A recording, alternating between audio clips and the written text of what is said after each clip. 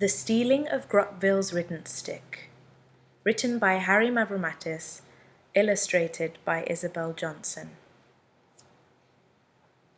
A note from the author.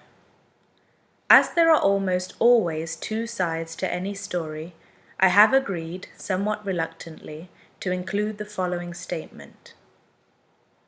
Trolls despise humans, and for good reason too. Humans are small and ugly with spindly limbs, and they make your fur crawl just thinking of 'em. They have no hair on their bodies, just like insects they is, apart from most have hair on their heads. Some do have hair on their tiny faces, but other than that they is as smooth as a snake. And their smell, oh, it fouls the air with the sickliest stink. Oh, you can taste it as you breathe. If there's a human within 100 paces, you'll know about it. Horrible creatures. But it's the little uns that you've got to watch out for.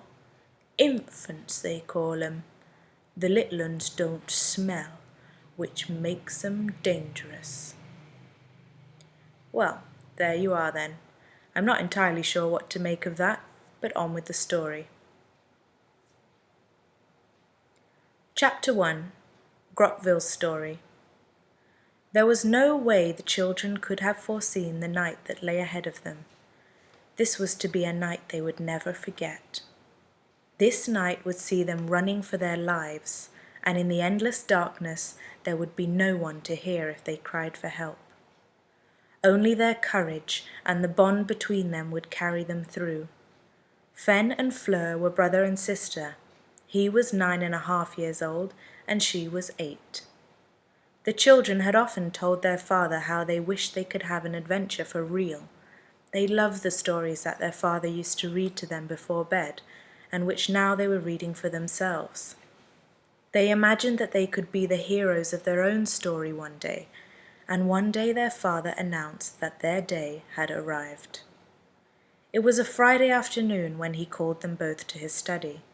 The school week had only just finished, and they had the whole weekend ahead of them.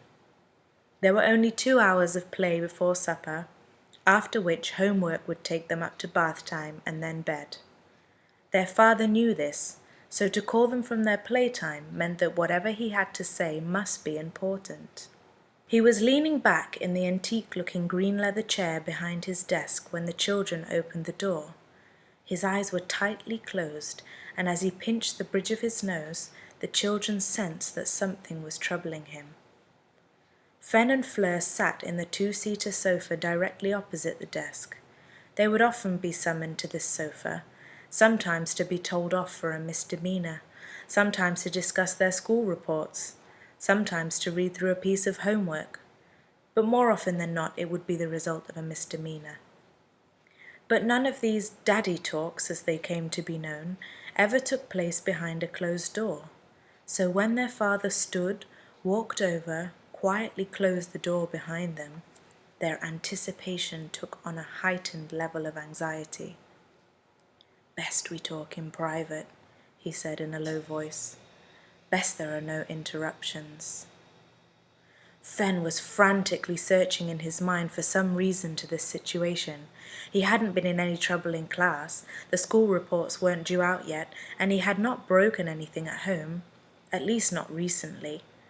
Fleur's thoughts were not for herself, as she knew she hadn't misbehaved and was yet to bring home a less than excellent report from school. No, her mind was on her pets, who are always in her father's bad books. Alfie, her lion-head rabbit, was in trouble the previous week for chewing through the internet wires. The week before that it was Typhon, her Maine Coon cat, when he was blamed for the mysterious disappearance of Mummy's goldfish. The study was so silent as their father returned to his seat and sat completely motionless, deep in his thoughts. The tall wooden grandfather clock towering above where the children perched, punctuating the passing time like a metronome. Then, without turning to face them, their father began to speak. "This is going to sound impossible, but you must believe what I'm about to tell you. I'm going to tell you about Grotvil." "Grotvil," he explained, is a 10-foot tall, rather unattractive troll with lopsided eyes and a thick brush of bristles covering his top lip, which could be mistaken for a moustache, but it is in fact his nose hairs, which have grown so long they dangle from each nostril in large clumps. The children gave each other a quick sideways glance as their father continued. "But perhaps calling him unattractive is less than fair," he offered with a shrug of his shoulders. "Grotvil may be hideous from a human perspective, but who is to say that his huge wrinkly nose with its tufts of wiry hair isn't something a lady troll finds extremely attractive? For all we know, his scaly knees, which have more knobbles than an old oak tree, may send the females of his species into wild excitement. The very stench from his feet, likened to the smell of a stagnant pond on a hot day, could be sweet perfume to a potential Mrs. Grotvil. But true to say, a human would find him unattractive. He, like all trolls, is nocturnal," their father said before pausing again, this time to sip from his glass of water. Fleur looked at Fen, and with a nod of her head to emphasize her knowledge, offered an explanation to her brother. "That means he lives and sleeps the wrong way round." "I know, it means he sleeps all day and stays awake all through the night," Fen replied, more than equal to his sister's knowledge. "Like owls and bats," he added. "That's right," their father continued, "which means he can see just as well at night as we can during the day. And not only can he see as perfectly well at night, he is almost impossible to see day or night because he wears a large cloak of leaves, twigs, and moss which totally covers him from head to toe." Their father stopped, giving his children a chance to draw the mental picture inside their minds. "The cloak allows Grotvil to completely blend into the background, effectively making him invisible," he continued. "It's similar to the ghillie suits that soldiers wear to camouflage themselves. Some believe that the army got the idea from trolls." Fen's attention heightened at the mention of soldiers. He was fascinated by anything to do with the military and would regularly badger his father to tell him war stories. Amongst his most treasured possessions was a bow with no arrows, they had been confiscated by his mother, a replica rifle that fired foam bullets, which his mother tolerated as long as he promised not to point it to anyone's face, and a handheld catapult that she knew nothing about. But now he absolutely knew that he desperately needed a ghillie suit of his own. Fleur imagined what it would be like to wear such a suit and decided it would be very heavy, itchy, and perhaps a bit smelly too. Their father went on. "Well, he lives in a hideout far away from the nearest human, out of sight and out of mind. The hideout, his home, is a large underground den. The entrance to this den appears to any passerby as nothing more than a hole in the ground, usually under a bridge or a fallen tree, but not unlike that which you could expect to be the burrow of a fox or a badger, only 20 times larger once you pull away the surrounding bushes and tree branches. It is so unusual for a troll to do anything that would alert humans to his existence that as far as most people are concerned, trolls are merely a fairy tale, a figment of our wildest imagination created from the books we read and the movies we watch." Their father now leant forward, emphasizing the importance of what they were hearing.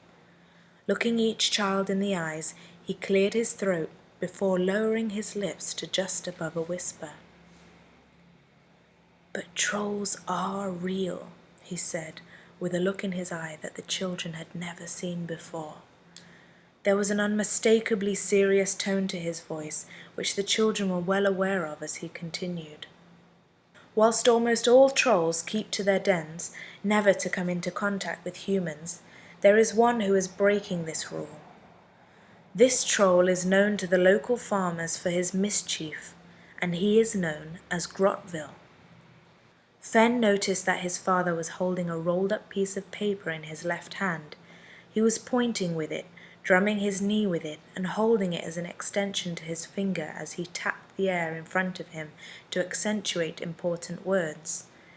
He had a feeling that it was relevant to the story. Their father continued, "The local farmers know that I used to be in the army, and they invited me to attend a meeting to discuss what could be done to stop Grotvil from attacking their animals. One farmer has lost a cow, and another has lost 2 sheep. Some have lost crops, while others have had their fences smashed." Fleur took a sharp breath as she remembered seeing a broken fence along a large meadow in which sheep were grazing. It was just the previous day on their journey home from school. "I saw a broken fence yesterday, Daddy," she exclaimed. "Ah," recalled Fen, "and Mr. Johnson was driving about last week looking for one of his cows," convinced that in hindsight this had to be evidence of Grotvil's work. Their father nodded, with his head slightly tilted and his eyebrows raised as if hearing evidence indeed. At this meeting of farmers was a troll expert, their father went on, and he explained that the only way to identify a troll's den is by finding his riddance stick. He said he had heard where such a stick was, and so had a map drawn up. This map. Their father held the rolled-up piece of paper between his thumb, index finger, and forefinger, as if presenting something of great significance. Then, placing the paper on the desk, he continued with his story. "A riddance stick is something that no troll is without. On the day a young troll becomes an adult, he is given a sending-off ceremony from which he wanders off to live alone.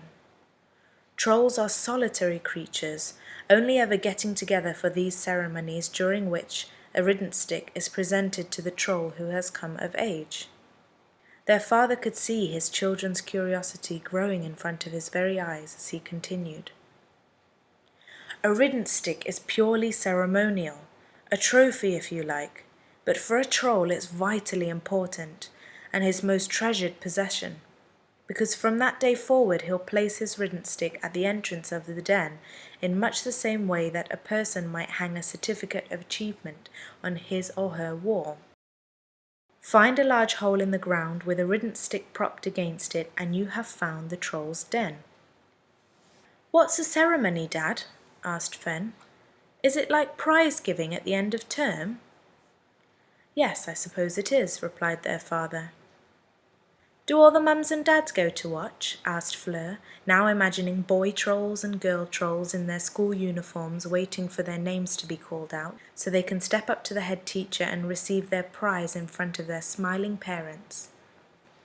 "The ceremony is more like a big birthday party," their father explained. "It is held somewhere far from anywhere, where no one will see or hear them. There's rows and rows of tables covered with joints of pork, lamb, and beef, whole chickens, piles of corn on the cob, chestnut stuffing, hazelnut spread, and buckets of beer. There's music and laughter and the constant noise of loud booming roars, grunts and growls with the trolls in simultaneous conversations at the top of their voices. The music is just a huge wall of sound rather than any kind of melody, and the musicians thrash their instruments as if they are trying to beat them to death. And the dancing is the strangest spectacle of all, as they all stand shoulder to shoulder, arms flailing by their sides and their heads bashing backwards and forwards at great speed. Some believe that a group of students who happened to be camping nearby such a ceremony witnessed this musical spectacle, and thus heavy metal was born. When a female troll caught the eye of an admiring male, he would tear a tree from its roots and hurl it as far as he could into the distance, demonstrating his strength. If the female was suitably impressed with the length of the throw, she would turn her back on him and break wind. A thunderous wind. The male troll's nostrils would flare at the sweet smell of his success and know that he had been given the green light to pursue her. Only when the sun threatened to rise would the riddance stick be presented to the troll whose ceremony it was, and all would disperse back to their own lonely existence until the next coming-of-age event. Their father stood up and began pacing left and right behind his desk, and the children's gaze followed him this way and that. You would think they were watching a tennis match as their eyes moved in precise synchronization. His face then took on a more concerned expression, letting the children know that they were reaching the most important part of his story. He continued, I sat and listened to all the information that the farmers and the troll expert had to share. I learned that the troll's best line of defense is his ability to smell adult humans from 100 yards away, but that he cannot smell a child human as their human smell has not yet developed. For this reason, only someone under the age of 12 can approach a troll's den without detection. He paused whilst he studied the faces of his children, who seemed to be hanging on his every word. Questions so far? They both remained silent. Now the trolls don't call the Riddance stick a Riddance stick. Nobody knows what name they have given it, he explained. It is the farmers that gave it that name, and the reason is that if the troll returns to his den to find that the stick has been taken, he will know that his den has been discovered and he will leave. He would fight you and kill you on open ground, but discover where he lives and he will have no alternative but to move on. He can no longer run the risk of being trapped inside his hole. In short, get his stick, he leaves, and good riddance, hence the name. Fen looked at Fleur, whose mouth was wide open in amazement at what their father was telling them. This had to be true. Their father looked so serious as he slid the piece of paper across his desk towards his captivated children. Fen unrolled the paper, revealing the troll expert's map. I have told the farmers that I would tell you everything and ask if you were willing to find Grotvil's den and steal the riddance stick. It's up to you. Fleur stared deep into the blue of her father's eyes. She always knew from his eyes whether he was serious, joking, happy or sad. It wasn't the words alone, but the look in his eyes that told the truth. Her jaw was now wide open in astonishment as she concluded from his gaze that he was deadly serious. There was no twitching at the corners of his mouth, which always accompanied the naughty fibs he often enjoyed teasing her with. Fen sat in silence as a debate raged in his own mind. There is no way their father would ever send them into danger. No way. But what about when he was terrified of jumping into the deep end of the swimming pool? That time the family were on holiday in Cyprus. That day their father explained that Fen would not sink, that he would float despite his fears. Their father had told him to be brave, but that it was up to him to find that courage. And so after taking a deep breath, Fen had jumped and floated and swam. Secretly, Fen had thought that if he had sunk, their father would have jumped in to save him. But then he recalled the time when his father had him stand on a tiny wooden platform at the top of a very high tree, attached by a strap to a zip wire that sloped steeply towards the ground 20 feet underneath him. Fen was petrified, only realizing how high he was after looking down. He had cried with fear and called for their father to rescue him, but their father looked up from below and again calmly told him to have trust. He remembered how their father had said that the only difference between a man and a boy was the ability to conquer one's fears, and that Fen was not going to come to any harm. That day he knew he had to be brave, because once he launched himself off the platform, there would be nothing his father could do to stop his plummet. And so Fen had jumped and slid at great speed along the zip wire, ever downwards, going faster and faster, whizzing through the trees, until the steepness of the wire shallowed and slowly brought him to a gentle running pace as his feet reached the ground. "Yes!" cried Fen, leaping from the sofa to his feet. "I'll do it!" "Fleur," their father asked, never having broken her stare, "will you help the farmers? Will you steal the riddance stick?" Fleur nodded, indicating her reluctant agreement with silence. "Very well," their father said. "You go tonight. Tonight the moon is full and you'll have the best chance of finding your way around. But most importantly, it's not a school night. Follow the map across a giant field called Wandra. then follow the stream called Maun. Take supplies, stick together, and don't leave any litter behind. Be brave. Chapter 2. The Quest Begins. It was dark and quiet. The air was still and silent, and the darkness limitless, despite the moon trying its hardest to break through the thick cloud to cast a silvery light. Not one object or familiar sight would present itself on this night. Fleur turned towards the silhouette of her brother. They were crouched by a hedgerow, and though they could barely see beyond their noses, her brother knew that beyond was the vast field of Wandra. They had to find their way across the endless expanse and reach the great stream of Maun. Once through the shelter of the hedgerow, they would have no protection or cover until they arrived at the great stream on the far side of the field. Standing on the edge of Wandra was like standing over a bottomless grassy pit. The only way to tell how deep the pit is would be to drop a stone and count how long it took for it to hit the bottom. Fen knelt as his hands rummaged in the short grass underfoot, looking for a suitable stone to throw across the field. Having found one the approximate shape and size of an egg, he stood and threw it into the darkness that was hiding Wandra's magnitude. As the stone took flight, both he and Fleur counted together. 1, 2, 3, 4, 15, 16, 17, 25. As their hands found each other in the dark, they both stopped counting. They had not heard the stone hit the ground and questioned whether it was still in flight. They could not trust their senses or be sure of anything. They thought they might have heard something move, thought they might have seen a tree in the field, thought a whole hour had passed since they began their journey. Strangely, their watches both said that less than half an hour had passed. Out here, their voices carried much further than normal. If they had tried to talk to each other this quietly at home, they would have struggled to hear. But out here they could be heard while speaking with half the effort. "I'm frightened, Fen.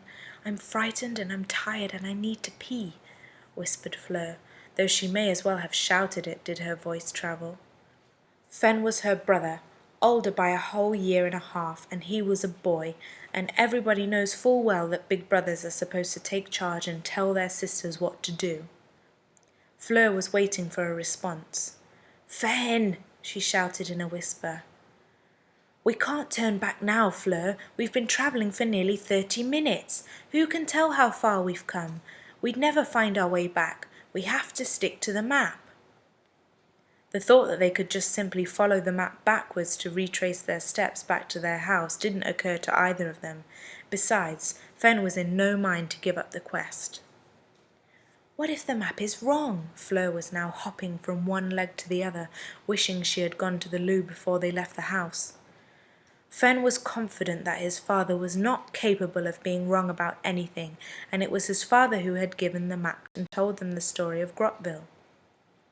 With that thought, he stepped out, boldly and purposefully, into the field. "What if Grotvil sees us, Fen? Daddy said he's 10 foot tall and can run faster than a speeding steamroller. I'm certain I can't run faster than a steamroller." Fleur's whisper was not so much a whisper. It was more what she'd call her quiet voice, but it was not really quiet enough for Fen's liking. "Shh!" Fen replied, with his quiet voice, which was actually not nearly as quiet as Fleur's. "He's more likely to hear you than see you. Now come on, quietly." "But how do you know that this is the field?" Fen stepped back to the hedge as Fleur seemed to be rooted to the spot. They were each wearing a backpack filled with a torch, a blanket, a sandwich box containing emergency supplies of ham and cheese sandwich, a chocolate bar, and a small bottle of vanilla milkshake. They were prepared for every eventuality. Fen knelt in front of his sister and opened his pack to retrieve his torch. Shining the light onto the map, he began going over the details again. "Right, there's our house there, the one that says our house. There's the road to the path that runs between the two big trees. There's the gate with the sign that says, 'Please close the gate behind you,' and there's the long hedge that runs down the side of the field of Wandra." Now, the fact that they could have been within earshot of Grotvil evidently slipped Fenn's mind as he continued the brief at the top of his voice. "So that," Fenn pointed his thumb over his shoulder to the field behind him, "is the field of Wandra." "But why can't it be the field on the other side of this hedge? How do you know you're not holding the map the wrong way?" Fleur asked. "Because then the writing would be upside down, Fleur," Fenn stated convincingly. And that was fine. Fleur was finally convinced and ready to follow her brother across Wandra. Across a plain so vast that many who had attempted the crossing before had vanished forever. But tonight was not for the faint-hearted. Tonight was for the brave. Fleur was a sensible child and a cautious one, and she had a suggestion. "Fen, I'm thirsty. Don't you think we should drink and eat just a little before we try to cross Wandra?" Fen agreed. They had been on the go for a very long time without a rest, maybe even 45 minutes. It was prudent to have just a small amount of sustenance before the great and arduous trek. As Fen retrieved his sandwich box from within his green backpack that was adorned with images of various superheroes, Fleur took off her pink princess backpack, laid it in front of her, and began opening her emergency rations. It was a mild night. It hadn't rained in weeks, and the ground was dry. Fleur spread her blanket on the ground before placing her sandwich box and milkshake on it.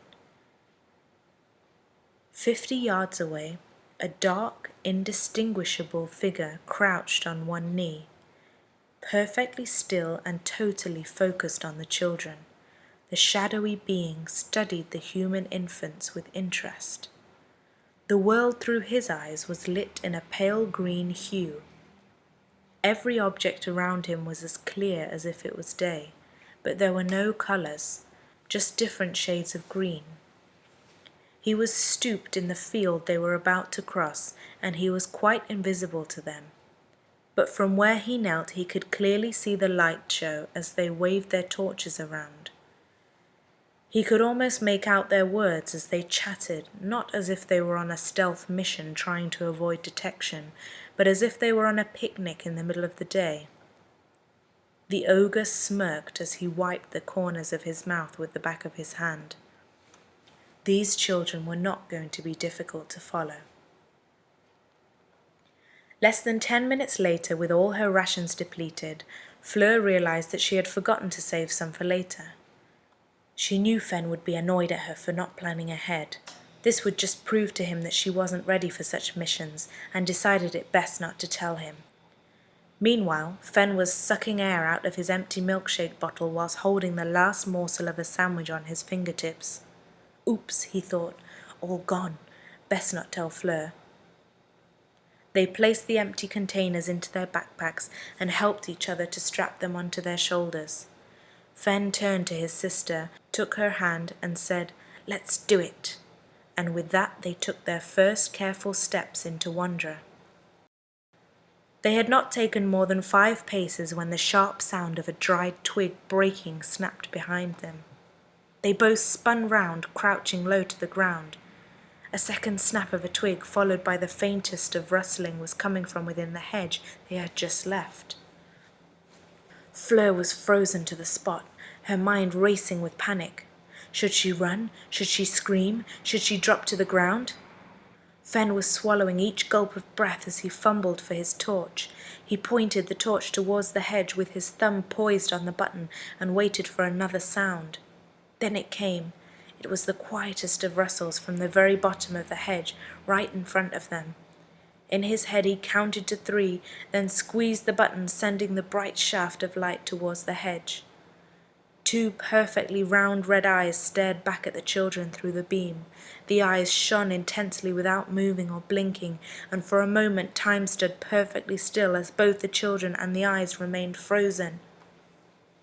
Fleur found Fen's arm and gently squeezed it, took 2 steps backwards, taking Fen with her. Fen was following the gentle pull from Fleur, with his gaze and his torchlight firmly fixed on the frightful eyes from the hedge, when suddenly The eyes meowed a familiar meow. "Typhon?" said Fleur. "Typhon?" At the mention of his name, Fleur's rather large, rather hairy, and ever inquisitive Maine Coon cat leapt from the hedge and darted for Fleur's legs. He then proceeded to rub his face, neck, and the whole length of his body against her leg, purring as he did so. Fen wasn't sure what he felt most, whether it was sheer relief or frustration. Still shining his torch on Typhon, he began his scolding. "Typhon, what are you doing here, you stupid cat? Why are you following us? Go home, you idiot cat!" "Don't be so mean," Fleur insisted. "He's obviously followed us all the way from home. He wants to join in." "Join in? We're on a dangerous mission, Fleur." Chapter 3. On the same night, 30 years prior. Two boys were desperately clawing their way up a steep embankment of shrubs. They were screaming with fear, frantically raking the dark, trying to grab anything to pull against as their boots slid furiously on the damp earth. A bead of sweat trickled into the mouth of the older boy, and as he inhaled it, it stung the back of his throat. His left hand grabbed the hand of his brother at the very moment his right hand found a clump of twigs which promised to hold firm, and he pulled with all his might, dragging himself and his brother with him.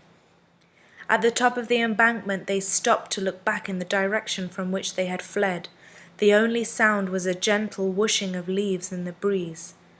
"Do you have it, James?" asked the older boy, but his brother was stooped over his knees, wheezing with every exhaled breath as if the air was burning his insides, and he stared intently into the distance without replying. "James, do you have the stick?" James straightened his back and held up the ancient ceremonial stick of the troll. Now the grimace on James's face turned into a wide, victorious grin. "You beauty, James!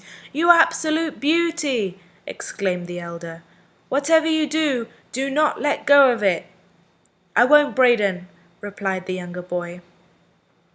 Then an almighty roar bellowed from the foot of the embankment, and the boys looked down in horror at the huge cloak of leaves, twigs, and moss, with massive arms stretched towards them, its hands waving this way and that like grappling irons in search for something to seize hold of. Both boys turned on their heels and ran as fast as their legs would carry them. By the time the creature reached the summit of the embankment, the boys had disappeared somewhere in the darkness. But he knew where they were heading, and he knew he would soon catch up with them. His ghillie suit felt moist from his own sweat, and the weight of it was making heavy work for him. He was rasping and coughing as he took a moment to catch his breath. Then he arched his back, stretched out his arms, and released the mightiest roar he could muster. Just over 50 yards ahead, the brothers froze in their tracks as the troll's bellow reverberated through the damp air. James was paralyzed with fear, not even certain from which direction the roar was coming from. Braden shook him by the shoulders, jolting him out of his trance. "Come on, James, we have to keep running," urged Braden, and with one last slap on his back, James again took flight with Braden close behind. Chapter 4. Wandra. Fen and Fleur had been walking and walking, and after 20 or so minutes were wondering why they hadn't reached the other side of the field yet. In all directions they strained their eyes to try and make out a tree line or a fence, but no matter which way they looked, there was nothing to see in the endless darkness. Fen spoke first. "Oh no, Fleur, we're lost. Dad said that people have wandered into Wandra and have never been seen again. Now we're lost. Maybe we should turn back." Fen turned all the way around on the spot through 360 degrees, trying to force his eyes to pierce through the darkness. When he finished turning, Fleur was not in front of him. "Fleur?" "Here, Fen," she said, tapping him on the shoulder from behind him. "Did you move when I was turning?" "You were turning?" Fen realized that he had failed to stop the turn where it had started. "Which way was I facing before I started turning, Fleur?" "Turning where?" asked Fleur, not fully understanding the question as the night didn't allow her to see further than an arm's length in front of her. Fen realized that he had lost his orientation and any idea of which direction to continue. He thought of his father and the countless times he was told that it was up to him to take care of his sister. He felt around in the darkness, found Fleur's hand and held it. Fleur squeezed his fingers and thought of her mother and the many conversations during which she had told Fleur that it was up to her to take care of her brother. Dad did say that others have wandered into Wandra.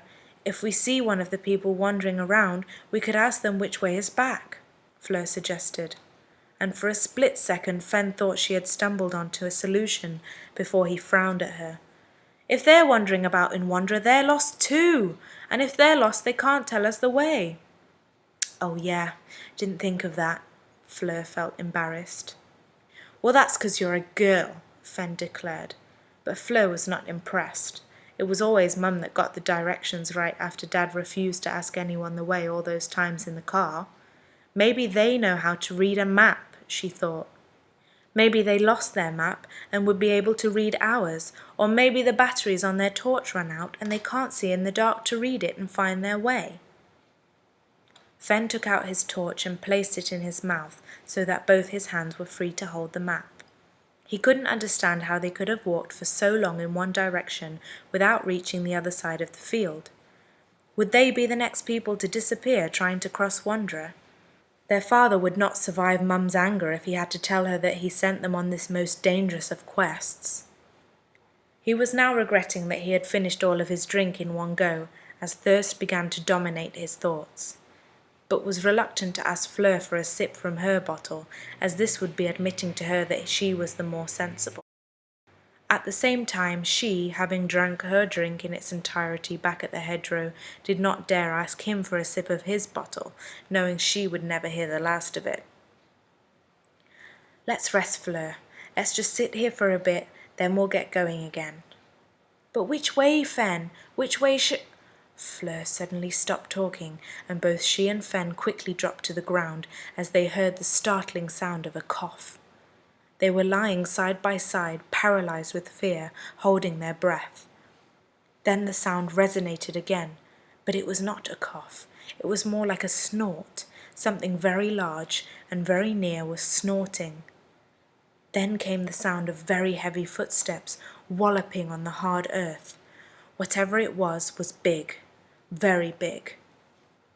Fen could feel his heart bursting out of his chest. He could hear his sister breathing, and if he could hear her, then so could the troll. Fleur was trying to keep her breathing shallow, but the more she tried, the louder it seemed to become. They knew that the troll wouldn't be able to smell them. They were children, but what if he heard their breathing? What if he accidentally tripped over them? Then came a new sound, the sound of ripping and tearing. It was like the sound of something being torn from the ground, followed by the sound of very large teeth grinding on each other. Was the troll grinding its teeth? Fen knew they had one chance, and when he squeezed Fleur's hand, she knew what it meant. Still holding tightly onto her, Fen sprang to his feet, and Fleur sprang with him. As they both began to run, the sound of heavy thumping footsteps drowned out all other sounds as the troll took flight. They ran and they ran. As each stride propelled them across the uneven ground, they gripped tightly to one another's hand as not to lose each other. At one point, Fleur's foot planted in a shallow tire track, nearly losing her balance, but she pulled on Fen's hand for support. Fen had just enough strength to keep both his sister and himself upright as they scampered along the undulating pasture, their rucksacks slapping on their backs as each foot hit the grass. At the edge of the field, the ogre was again crouched on one knee. This time he smirked more broadly, almost smiling. He had watched them whilst they had walked in large circles around the field, traversing this way and that. He had watched them dive to the ground as a cow approached. It was grazing right beside them when they sprang to their feet, startling the poor beast and causing it to bolt in the opposite direction. He was both intrigued and amused by what he was watching, and was quite happy to delay the moment he would pounce, in much the same way a cat taunts and plays with its prey before putting an end to its game. He felt entertained by these infants. He looked towards the direction in which they were running and began to run on an intercept heading. He would get ahead of them and choose the spot for his ambush. He had the advantage of being able to see in the dark, and he would be waiting for them. Chapter 5. The Great Stream of Maun. They had been running and screaming and running and screaming, all the way holding tightly to each other's hand. Fleur had screamed first, causing Fenn's heart to skip a beat, which sent him into a screaming frenzy. This had immediately bolstered Fleur's panic, as Fenn's scream confirmed their imminent doom. Her screams increased in volume, so that each scream fueled the other into a kind of crescendo. Then all of a sudden Fleur tripped and fell to the ground, losing Fenn's grip. By the time Fenn managed to break his stride, he had taken just 2 or 3 steps, but it was enough to put a few yards of distance between them. They both froze, each realizing that the night had become progressively blacker as the cloud cover thickened. In the darkness they had lost sight of each other. Fleur wanted to call out to Fenn, but knew that any sound would bring the troll down on top of them. Now there was no hope of controlling her breathing as she gasped for air after their sprint. A sound! Fleur took a deep breath and held it so that she could listen. Yes, there it was again, like a rustle. There, something was dragging through the short grass, and it was inching towards her. Should she run? Could she run? She was still trying to catch her breath. And if she ran, would she leave Fenn behind? Had Fenn left her behind? Whatever it was now almost within kicking range. She would wait until it came close enough, then she would kick it hard and run. Nearly, wait, nearly. Then it spoke with a hissing whisper. Fleur, I think it's gone. Come on, let's go. Fenn again clasped her hand as he whispered. Come on, I think we're near the edge of Wandra. I can hear a stream. It was true. Listening carefully, they were able to hear the sound of flowing water in the distance. As they listened, standing as still as they could, they waited for another sound that didn't come. Satisfied that they had given the troll the slip, they began to walk, and after a few more steps, the sound of running water became louder. They were heading in the right direction. Moments later, both still gulping mouthfuls of air, they stood on the bank of the stream, which was 10 feet in width. They had finally found the great stream of Maun. They followed the flowing water and kept it to their right as the map instructed. They felt calmer now. Yes, Grotvil could come across them at any moment, and yes, the map was telling them that they were within a few meters of his den, but at least they now knew where they were, and were no longer hopelessly lost without a clue of which direction to take. The mission was back on. Fenn stopped and knelt on both of his knees. Reaching up for Fleur's forearm, he tugged her sleeve so that she too knelt next to him. I need to catch my breath, Fleur. We'll rest here and have another look at the map, said Fenn, and he laid the paper on the ground in front of them. He swapped the torch from his right hand to his left hand so that he could use his right hand to scratch the back of his neck. With the torchlight illuminating the features on the map, Fenn pointed to where he believed they were. Here, this is where the stream bends to the left, he told Fleur. Fleur agreed and then quickly came to a troubling conclusion before saying, Oh dear. Oh dear what? Asked Fenn. Well, if that's the field of Wandra on our left, and this is the great stream of Maun on our right, and that's where the stream bends to the left, and that X is Grotvil's den. Fenn finished her sentence. Then we're on the wrong side of the stream. He craned his neck back as he turned his face to the heavens with his eyes shut in a gesture of frustration. His arms had dropped to his sides as he pondered what they were supposed to do now. Then he opened his eyes and noticed that the clouds had broken and the night was not so dark now. He could just make out the shapes of the trees and their branches that overhung the stream. He narrowed his eyes to focus on one particularly thick branch that spanned halfway across the width of the water. Hanging from this branch was a rope with what looked like a tire tied to the end of it. That's it, Fleur, said Fenn, pointing to the tire. That's it. We can jump, grab the tire, and swing across to the other side." "How can we be sure it's strong enough?" asked Fleur, who was not confident that she could make the jump even if the rope was able to hold her weight. "I think someone put it there to be used as a swing. It's probably had people swinging on it before, and it's still there, so I'm guessing it's strong enough." Fen told his sister that he had every confidence in her. He had no doubt that she could make the jump and reach the other side by swinging on the tire. "You remember how you used to swing backwards and forwards on the swing in our garden, getting higher and higher by kicking your legs, and then you'd jump off when it was at its highest?" Fen asked, and Fleur nodded. "Well, that's how we're getting across. I'll go first." Fen stood up, tightened the shoulder straps on his backpack, and placed the folded map and torch into one of his trouser pockets. Then he ran 3 short paces and leapt for the tire. As he grabbed the top of the rubber, his momentum carried him forward, and he kicked his legs forwards and then back repeatedly, with the pendulum motion increasing with every swing. When at the highest point, he released his grip and flew through the air, just enough to land him on the opposite bank. Fleur could barely see the opposite bank and could not be sure if Fen had made it until he called for her to follow. Now it was her turn to find courage. She had often outrun and outjumped Fen, and if he had succeeded in swinging across, then so would she.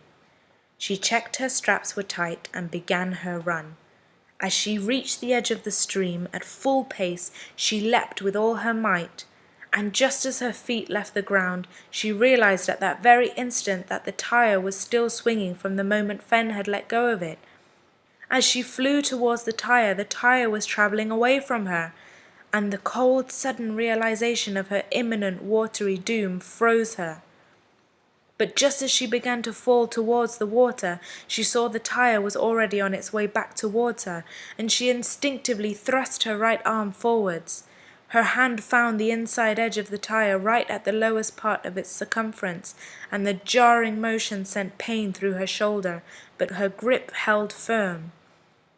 Reaching up with her left hand, she now had both hands on the tire, but could not find the strength to pull herself up. Fleur was hanging with her feet touching the surface of the flowing stream. "Fen!" cried Fleur at the top of her voice. "Fen, help me, please! I can't hold on. I'm losing my grip." "Fleur, shh!" rasped Fen, trying to muster a whisper shout of sorts. "Grotvil can hear you from a mile away. Hang on 1 minute and I'll save you." As Fleur hung from the tire, her fingers were starting to extend, and she knew that unless Fen could think of something very quickly, the weight of her body and her backpack would soon pull her into the torrent of the great stream of Maun. She imagined the current sweeping her off to who knows where, and pictured her mother and father crying at the sad news. "Fen, I can't hold on much longer. Fen, "Then let go," replied Fen from right beside her. He then wrapped his arms around her waist and again told her to let go of the tire. Fleur looked down and saw Fen standing in the water with his arms around her. He had taken his trousers off and waded through the stream, which was only deep enough to reach just above his knees. As she let go of the tire, Fen tightened his grip around her and carried her the 5 short steps to dry land. Fleur scrambled up the short soil bank, just beyond which was Fen's backpack lying where he had left it. She knelt by it and, removing her own pack, opened it to find her picnic blanket. Fen also clambered out of the water and was standing over her, rubbing his legs with a downward motion in an attempt to remove the excess water from his skin. "Here, Fen," said Fleur, handing him the blanket. "Use this." Fen thanked his sister, and after rubbing his legs dry, handed the blanket back to Fleur before putting his socks and trousers back on, which he had earlier discarded in a dreadful hurry. He thought it was lucky he could find them after he had just thrown them without any thought where. Not more than 10 paces upstream, a mound of twigs and leaves sat motionless and without sound. Even if the children were able to see it, they would have naturally assumed that they were looking at a small clump of shrubs. But from within this bush the eyes of their pursuer was firmly fixed on their every move as he hunkered down beneath his leafy camouflage. He had watched them swinging this way and that on the old tire, presumably to cross the stream without getting wet, but if that was the case, then why hadn't they simply used the small wooden footbridge just 10 feet downstream from where they crossed? He shook his head in disbelief. Talk about making things harder than they need to be. "Fen, look!" Fleur was the first to see the large hole as a slow-sailing cloud edged from in front of the full moon to allow its silver light to flood the den's entrance. Though it offered just the dimmest of glows, it was enough to present both children with their first glimpse of the prize. Chapter 6. On the same night, 30 years prior. As Braden and James ran from the monster, their breathing synchronized with the rhythm of their boots pounding the ground with each even stride. Braden was taking his turn to carry the stick and was slightly ahead of James, setting the pace of the run. They had settled into the same tempo and swing of the arms that long-distance runners adopt for their races. Any faster and they would lose steam. Any slower and the pursuing troll would surely catch them. A deep, low growl reverberated through the night sky, and James thought it had to be the troll's growl echoing around them. "He sounds quite far away now, Braden," James said a few words at a time between each intake of air. "His roars don't sound that close now." "They're not roars, James," replied his brother, who was now blowing each spent breath through pursed lips as if trying to put out a stubborn candle. "That's thunder!" No sooner had he said thunder than the rain began to cascade down on top of them. The warm shower immediately freshened the air around them, washing away the sticky sweat from their faces. But as their trousers became drenched and the effort of running increased, Braden realized that they would have to take shelter and changed course to lead his brother towards a large willow tree that stood proudly in front of the horizon. Its drooping canopy of leaf-laden branches were clearly visible against the backdrop of the sky behind it, and Braden knew that they would be sheltered from the worst of the rain.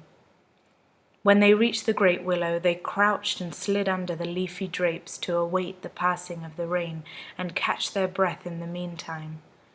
Braden rubbed his hands up and down the stick, using his fingertips to explore the shape and texture of it. If you could see his face as he caressed the stick, you would think you were looking at Fen. He had the same blue eyes as Fen, the same dimples on each cheek, and the same inquisitive expression on his fair-skinned face. James lay on his back with his mouth wide open for the maximum intake of air. They were not so much under the willow tree as in it. The weighty curtains of the tree were almost to the ground as the boys rested within its pitch-black darkness. Then a flash of light, followed a second later by a loud thunderclap, startled both boys into a sitting position. Instinctively, their hands planted on the ground, ready to propel them to their feet. "Braden, are we supposed to be under a tree when there's lightning?" asked James. "Didn't Dad say it was the worst thing to do?" Braden knew that it was indeed a dangerous thing to do, but not the worst thing given their options. Lightning is a bolt of extremely powerful electricity that shoots downwards looking for the earth or something attached to the earth. It will, therefore, strike the tallest object it finds, as this will be the first object it finds. As the tallest object in any field is likely to be a tree, then sitting under this tree is a sure way of being struck by lightning. The problem facing Braden and his brother, as he saw it, was that if they left the tree, they would be faced with two new problems, each as deadly. Firstly, if they leave the tallest object in the field to stand well away from it, then they become the tallest object themselves, and perhaps in greater danger of being struck. Secondly, they would be in full view of the troll when he comes upon them. They could stand close enough to the tree so that the lightning would strike it, but far enough away not to be burnt by the heat of the strike. but that would still leave them exposed to the troll, who would clearly see them with his ability to see in the dark. Another flash of lightning lit up the field, and Braden counted to 2 before the thunderclap sounded. "We take our chances in here," Braden concluded. "I counted 2 seconds between the lightning and the thunder. That means the lightning is 2 miles away. We should be okay. At least we're drier under here and hidden. Our best chance is here." The next flash of light stopped their hearts, their breathing, and their senses. In that briefest of illumination stood the monster just feet away from them, and in that instant the boys realized the full extent of their horror. They could not think to fight, and they could not think to flee. They were frozen like rabbits caught in the headlights of a truck that is about to run them over.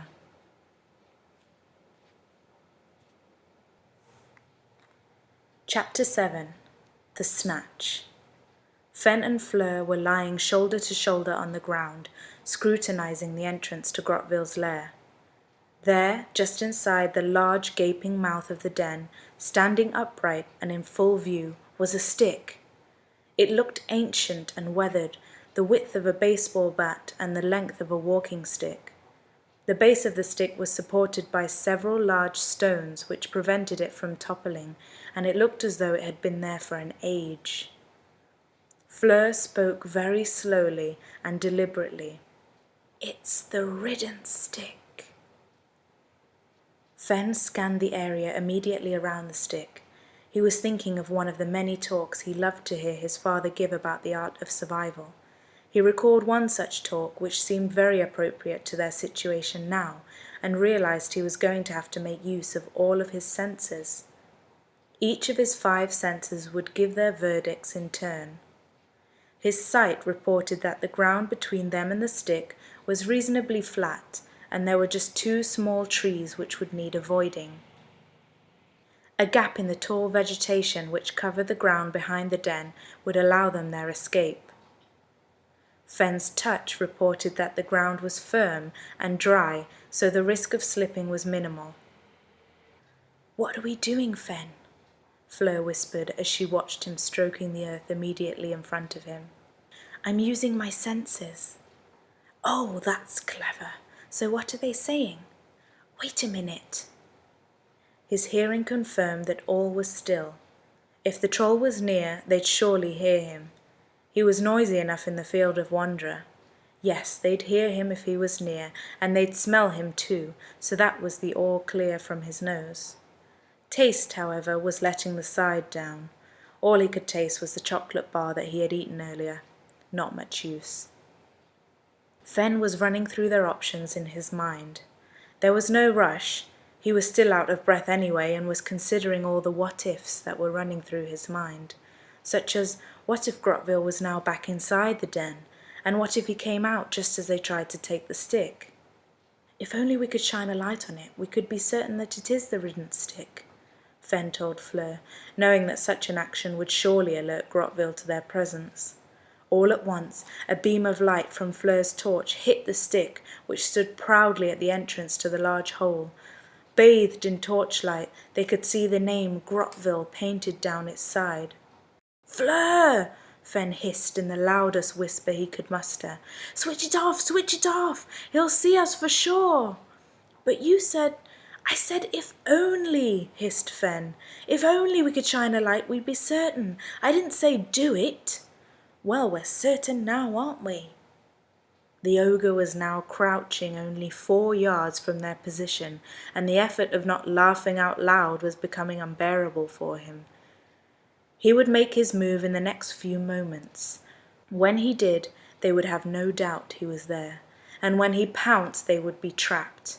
He would grab them both with one sweep of his arms. They would be powerless against his superior speed and strength. They were his for the taking. "Right, Fleur. Here's the plan. We lie here for 5 minutes, and if there's no sign or sound of him, we sneak in, take the stick, and tiptoe back the way we—" Fleur leapt to her feet and lunged towards the entrance. Immediately the crouched beast jumped to his feet, and raising his arms in the air, he roared the blood-curdling roar of a 10-foot troll. For the first time, Fen glimpsed the hideous sight of the troll, towering above him, arms outstretched. He was wearing the camouflaged ghillie suit his father had described, and looked like a large animated shrub against the cloudy moonlit sky. Without hesitation, Fen leapt in the direction of his sister. "Run, Fleur!" Fen's lungs were burning and his heart was in his throat as he leapt. Why did Fleur leap like that? What was she thinking? Now Grotvil was hot on their heels again. As Fleur ran across the entrance, curving just inside the den for the briefest of moments, she reached down and grabbed the Riddance stick without breaking her stride. She ran for her life, blindly in the darkness. She could hear something behind her, gaining on her with every stride. In panic, she dug deeper and found more speed. Fen was behind Fleur, running for all he was worth, but found that keeping up with his sister was proving impossible. Every time he closed the distance between them, Fleur would accelerate again. He could hear their pursuer crashing down on dried twigs and earth just a matter of feet behind him, bearing down on him with every stride. The horrifying creature was at full pace and closing fast on the boy who was just a couple of arms' lengths in front of him. The girl ahead of the boy started changing direction every few paces, as if trying to get away from her brother. She was leading them to the road. A few seconds more would have them under the street lights, and the ogre would lose his invisibility, so he abandoned the chase just as the children reached open ground. Then Fleur's grip loosened slightly, and the Riddance stick slipped from her sweaty hand. What could she do? Her pursuer was too close, so she kept running to reach the country lane ahead of her. Looking over her shoulder for a brief second, she saw her pursuer stoop to pick up the stick before continuing towards her. But Fleur was all out of energy and could run no more. She had reached the side of the lane and stood panting from a lack of breath and sheer fear as the silhouette slowed his approach. The stick-wielding figure was breathing very loud, heavy breaths as well as he stepped under the amber lights of the lane. It was Fen. "You run so fast, Fleur. I couldn't keep up." Fleur's relief was overwhelming as she began to laugh with delight. "I thought you were the troll." Almost immediately, Fen was infected with the giggles as euphoria coursed through their veins.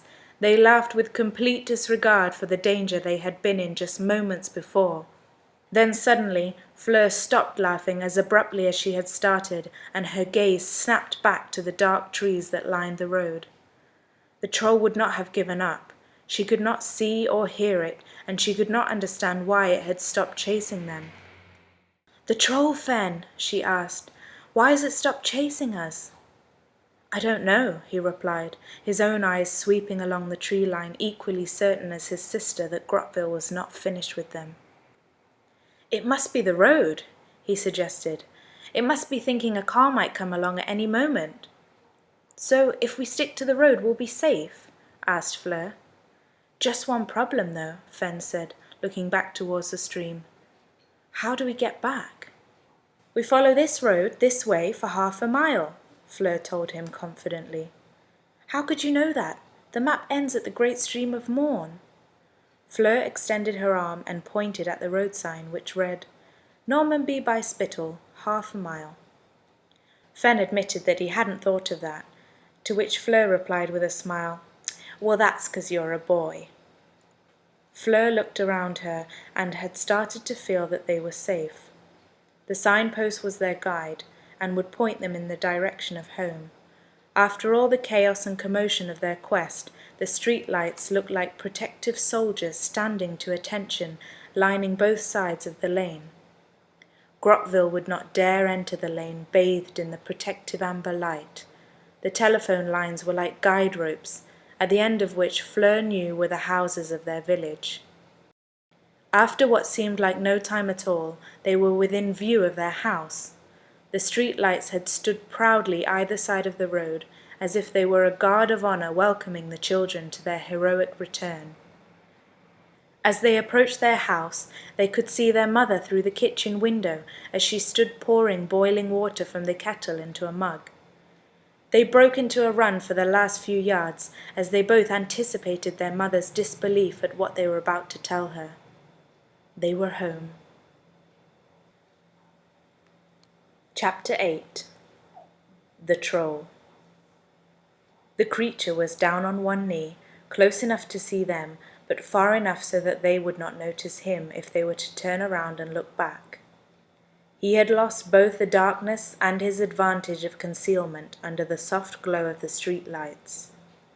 He would have to keep a greater distance to continue hiding from the children.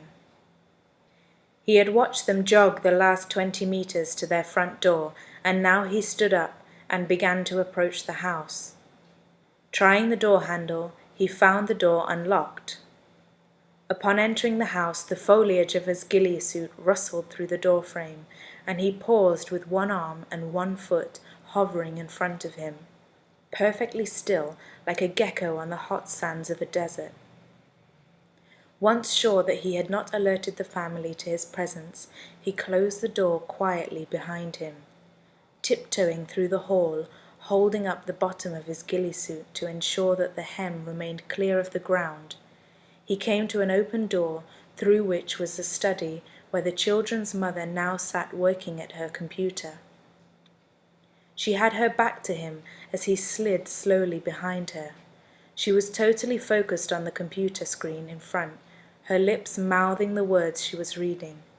She wore headphones on her ears, and he felt confident that she would not hear him.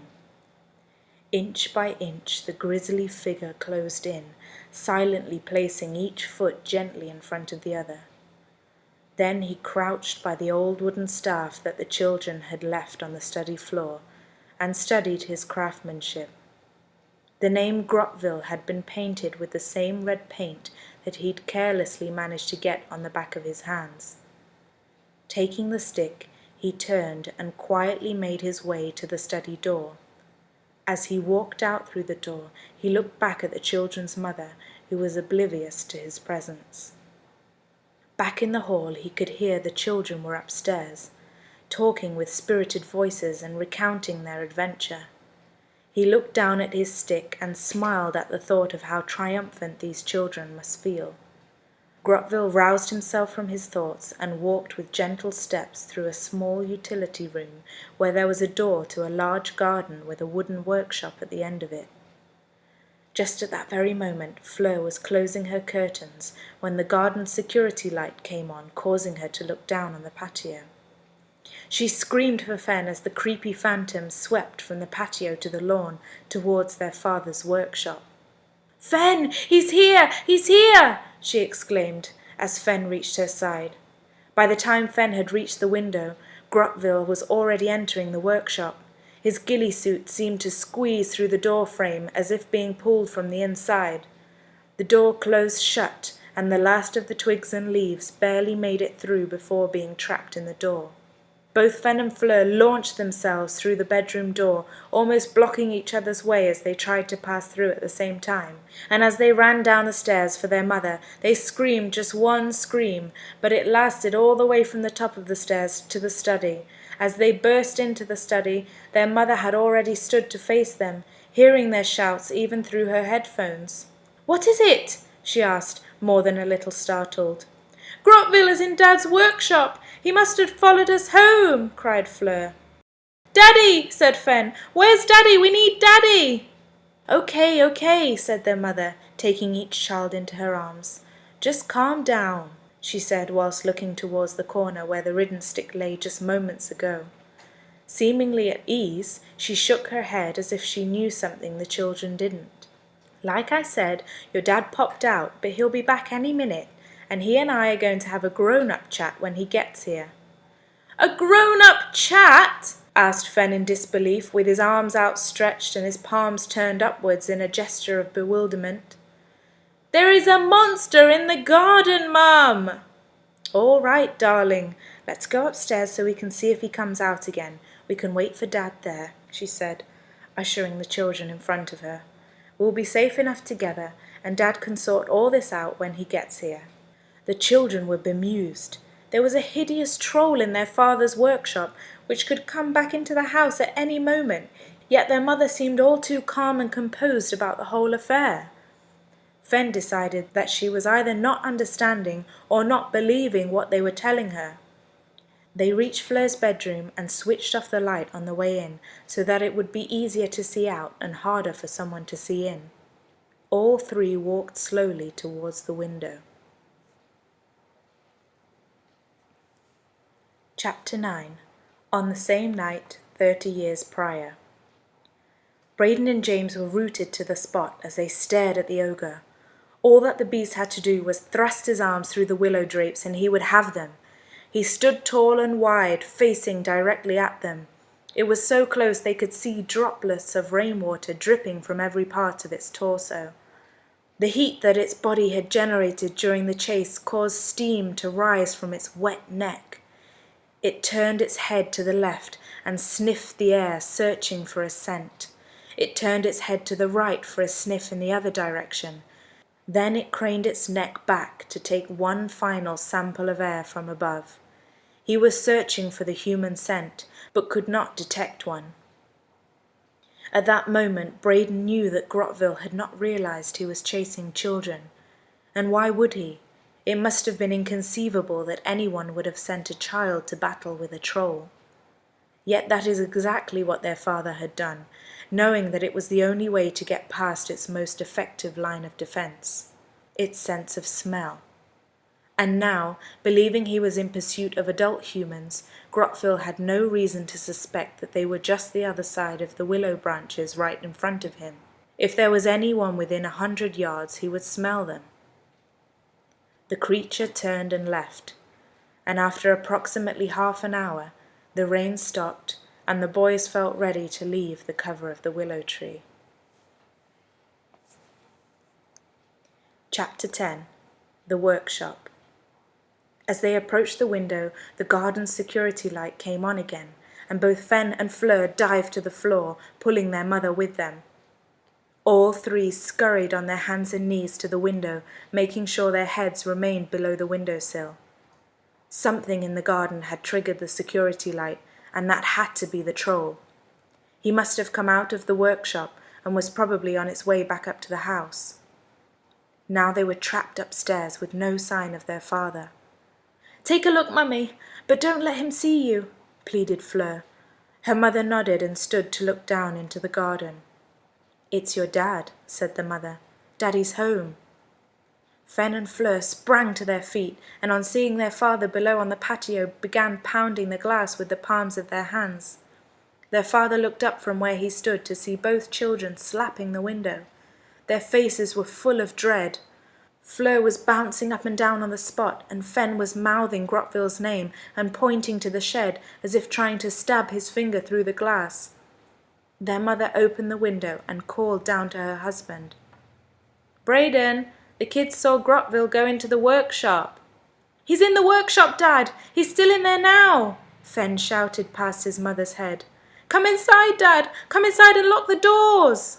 Fleur was still bouncing up and down, and now was turning on the spot while bouncing. Their father called up to the window for both children to pay attention. "Fen! Fleur! Listen to me! Calm down!" He was wearing his walking trousers and fleece, and Fen noticed that his boots were very muddy. Fen wondered where he could have been to have returned with his boots in such a state. But his mind quickly moved on to the workshop again, and his father continued. "If he's in there, then he's hiding, and if he's hiding, then he's more worried about us than we are of him. Did you steal his stick?" "Yes, Dad," replied Fen. "We got it. It's in the study." "No," corrected his mother. "I noticed the stick had been taken when these guys called me upstairs." "Okay then," their father surmised. "Then we can safely assume that he's got what he came for, so in all probability he's gone. I'll go and take a look to be sure." "No!" shrieked Fen. "We've got to get help, Daddy," pleaded Fleur. "Don't go in there alone." Their father held one hand in the air to silence the protests. He lowered his head, searching for inspiration, then raised it again to address his hysterical children. He spoke in a low, assuring tone. "Fen, Fleur, trust me. If he's still in there, I'll see him from the door. I won't have to go inside, and I'll lock him in there until help arrives. You've no need to worry. You'll be watching me the whole time." He finished his assurances with a smile and turned for the workshop. When he reached the door, he paused with his hand on the door handle before turning it very slowly and deliberately. When the handle had travelled its full length, he pushed the door quietly open just enough to allow him to put his head through the gap. With his head still inside, he reached in with his left arm and found the light switch.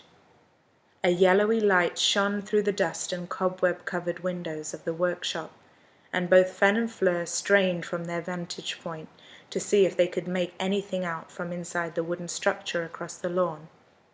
Then their father slipped through the gap of the doorway and inside. "No, Dad!" shouted Fen. He had told them he did not have to go in, so why was he now inside? Inside his workshop, their father walked over to a workbench on which there was a peculiar-looking mask.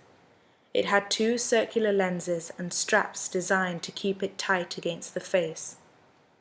The lenses were in fact night vision goggles. Their purpose was to enable the wearer to see in the dark. They once belonged to his father, and he smiled at the thought of handing them down to Fen one day. After placing them back in the drawer in which they were normally kept, he reached for a shelf high above his head, and his hand swept along and quickly found what he was looking for. When his hand came back down, it was holding Grotvil's riddance stick. Placing the stick on the workbench, he took a small sharp blade and slowly turned the stick around until he saw a series of engravings on its shaft. The engravings were very small and in 4 lines. Each line looked as though it had been carved out by a different person. The first line read, A plus J plus G. 7th of the 8th, 1908. The second line read, G plus R. 10th of the 8th, 1934. The third line read, M plus J plus O. 14th of the 8th, 1959. And the fourth read, B plus J. 14th of the 8th, 1987. Slowly and carefully he carved the 5th line, which read F and F, 11th of the 8th, 2017. As he ran his thumb over the fresh engraving, he felt at once connected to all the initials past and present, and wondered what the next initials would be. Returning the stick to its hiding place, he turned for the door. Fleur clutched her mother's arm and waited for the worst. Her bouncing had stopped, but the suspense was almost too much to bear. Their father had been inside the shed for over 5 minutes, which was far too long to just take a look. Their mother had been arguing with Fen, who was determined to call the police, and she was wondering why he was taking what seemed like an eternity in the shed. Then all at once the workshop lights went out. Their father came out and locked the door behind him. He walked back across the lawn onto the patio and stood beneath the open window. Looking up at his captive audience, he delivered his verdict. "He's gone," he said. "Are you sure?" asked Fen. "I'm sure, Fen." Fleur released her grip from her mother's arm and asked, "And the riddance stick?" "Gone too, Fleur," her father replied. "What if he comes back, Dad?" asked Fen, unable to accept that they were finally out of danger. "Don't you see? You two did it. I'm not sure why he went to all this trouble to take his riddance stick back, but that doesn't matter. What matters is that he knows now that you have unearthed his den. He will move somewhere else now, because he's been discovered. We'll never see him near Normanby by Spittal again, and it's all thanks to your bravery. We've seen the last of Grotvil, I'm certain of it, and I'm so proud of you both." Looking down from the bedroom window, the children's eyes were fixed on their father below, so they could not see their mother's expression as she shook her head slowly from side to side with her eyebrows raised and a rather knowing smile on her face. It was the same look that she always had when she knew something that her children didn't. She had a very strong feeling that they had not seen or heard the last of Grotvil.